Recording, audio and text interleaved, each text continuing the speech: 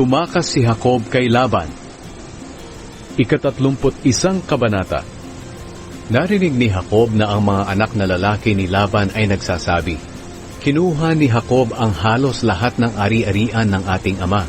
Ang lahat ng kayamanan niya ay nanggaling sa ari-arian ng ating ama." Napansin din ni Jacob na nag-iba na ang pakikitungo ni Laban sa kanya, di tulad ng dati.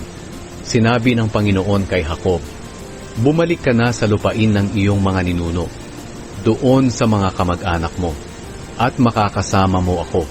Kaya ipinatawag ni Jacob ang mga asawa niyang sina Raquel at Leah na naroon sa pastulan ng mga hayop niya. Sinabi niya sa kanila, "Napansin ko na nag-iba na ang pakikitungo ng inyong ama sa akin, di tulad ng dati. Pero hindi ako pababayaan ng Diyos ng aking ama. Alam naman ninyo na naglingkod ako sa inyong ama hanggang sa makakaya ko.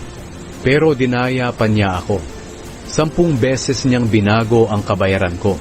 Pero hindi ako pinabayaan ng Diyos na api-apihin lang niya. Nang sinabi nga ni Laban na ang batik-batik na mga kambing ang siyang bayad ko, panay din batik-batik ang anak ng mga kambing. Kinuha ng Diyos ang mga hayop ng inyong ama at ibinigay sa akin." Sinabi pa ni Jacob, "Nang panahon ng pagkakastahan ng mga hayop, na naginip ako. Nakita ko na ang mga lalaking kambing na kumakasta sa mga babaeng kambing ay mga batik-batik. Sa panaginip ko, tinawag ako ng anghel ng Diyos. Sinabi niya, 'Jacob.' Sumagot ako sa kanya, 'Narito po ako.' At sinabi niya, 'Masdan mo ang lahat ng lalaking kambing na kumakasta sa mga babaeng kambing ay mga batik-batik.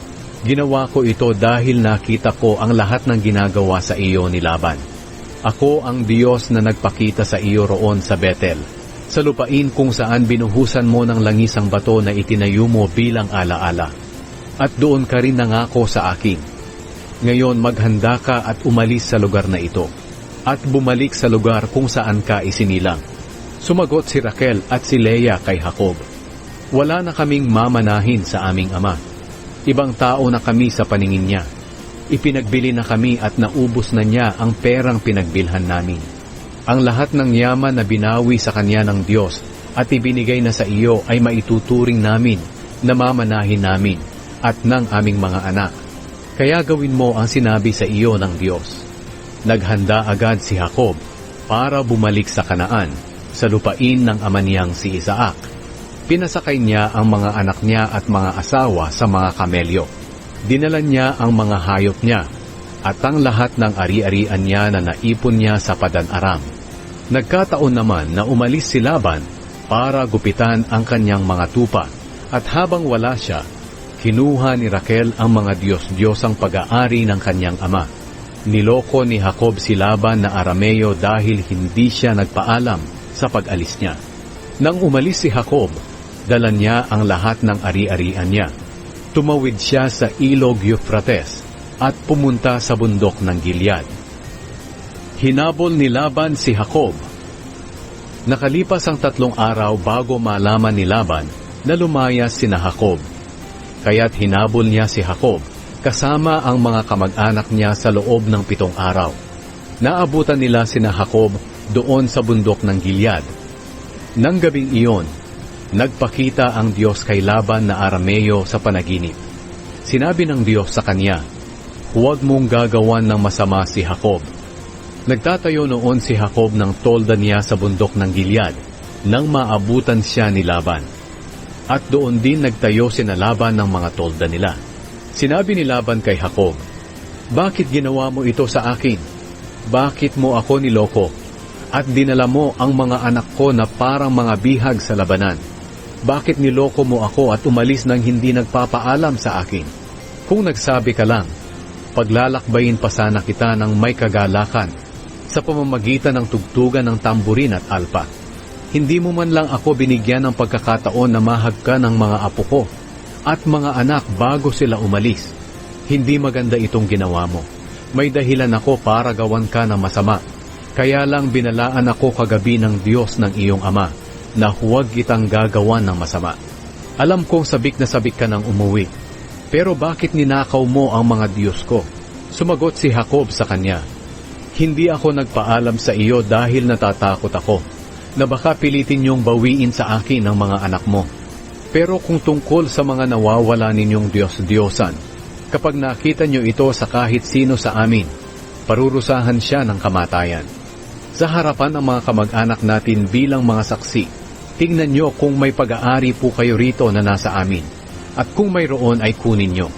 Hindi alam ni Jacob na si Raquel pala ang kumuha ng mga Diyos-Diyosan ni Laban. Kaya hinanap ni Laban ang mga Diyos-Diyosan niya sa tolda ni Jacob, sa tolda ni Leah, at pati sa tolda ng 2 aliping babae na mga asawa ni Jacob. Pero hindi niya nakita ang mga ito. Paglabas niya sa tolda ni Leah, pumasok siya sa tolda ni Raquel.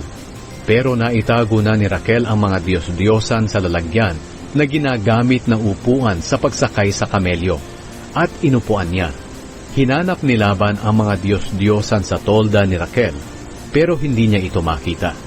Sinabi ni Raquel sa kanya, "Ama, huwag po kayong magalit kung hindi po ako makatayo, dahil mayroon akong buwan ng dalaw." At patuloy na naghahanap si Laban, pero hindi niya makita ang mga Diyos-Diyosan niya. Hindi na mapigilan ni Jacob ang kanyang galit, kaya sinabi niya kay Laban, "Ano ba ang kasalanang nagawa ko at hinabol mo pa ako? Ngayong nahalongkat mo na ang lahat ng ari-arian ko. May nakita ka bang sa iyo? Kung mayroon, ilagay mo rito sa harap para makita ng aking mga kamag-anak at ng iyong mga kamag-anak, at bahala na sila ang humatol sa atin. Sa loob ng 20 taon, nang ako'y nasa inyo, ni minsan hindi nakunan ang iyong mga kambing at tupa, at ni isang lalaking tupa ay hindi ko pinangahasang kainin. Hindi ko na dinadala sa iyo ang mga hayop na pinatay ng mababangis na hayop. Pinapalitan ko na lang ito agad. Pinabayaran mo rin sa akin ang mga hayop na ninakaw araw man o gabi. Ganito ang naging kalagayan ko. Kapag araw ay nagtitiis ako sa init, at kung gabi ay nagtitiis ako sa lamig, at palaging kulang ang tulog ko. Sa loob ng 20 taon na pagtira ko sa inyo, 14 na taon akong naglingkod sa iyo para sa iyong 2 anak na babae. Naglingkod pa ako ng 6 na taon para bantayan ang iyong mga hayop. Pero ano ang ginawa mo?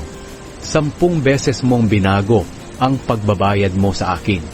Kung hindi siguro ako sinamahan ng Diyos na ginagalang ng aking ama na si Isaac, na siya ring Diyos ni Abraham, baka pinalayas mo na ako nang walang dalang anuman.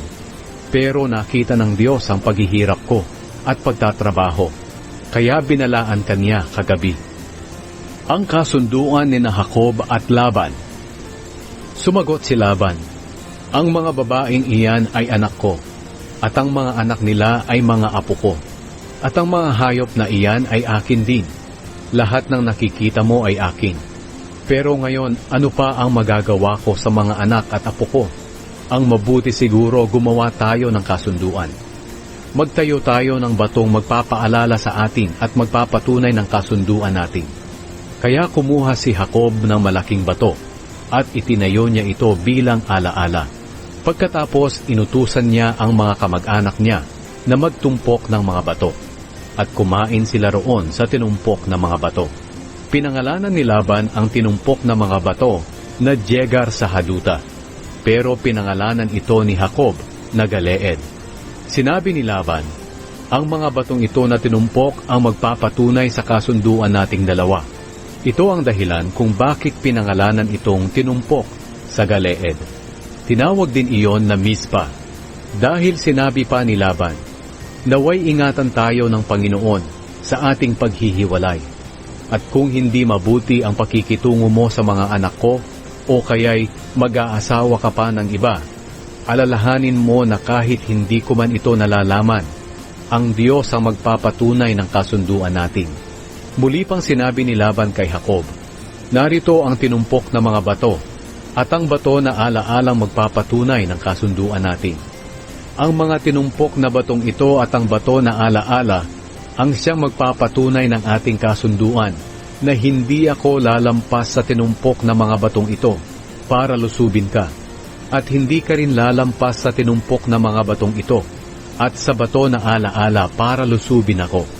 Naway ang Diyos ng lolo mong si Abraham at ang Diyos ng aking ama na si Nahor, na siya ring Diyos ng kanilang amang si Tera, ang siyang humatol sa ating dalawa. Nakipagkasundo rin si Jacob kay Laban sa pangalan ng Diyos na iginagalang ng ama niyang si Isaac.